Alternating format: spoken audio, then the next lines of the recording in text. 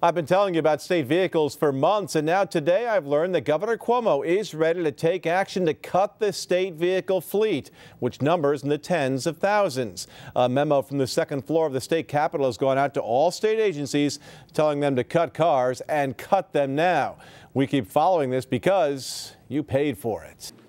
There's no final cut that's in this particular memo. So again, we're just reviewing what the status is right now. The governor talked about in the executive budget getting control of fleet management.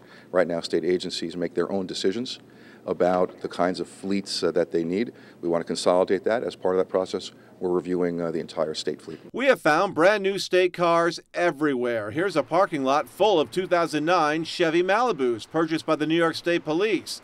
I found them last year, just sitting there untouched for 2 years, covered by weeds the size of small trees. The factory plastic coverings still on their seats.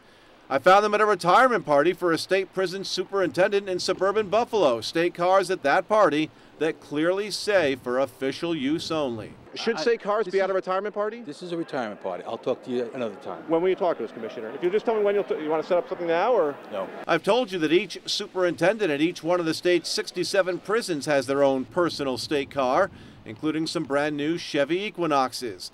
The state inspector general is still investigating that and the widespread use of state vehicles throughout the Department of Corrections.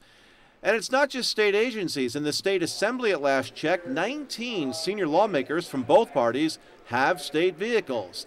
Last year I told you that taxpayers purchased a brand new 2011 Ford Taurus for Speaker Sheldon Silver and a nearly $40,000 GMC Acadia for Minority Leader Brian Kolb. In these tight budget times, why did you decide to spend nearly $40,000 on your car? Well, first of all, I didn't decide to do anything. The vehicle broke down and it had to be replaced, and that has to be approved by the majority. So the vehicle had to be replaced, and it's not about not being concerned about taxpayer dollars, because obviously I am, and obviously I have a track record, and it just had to be replaced.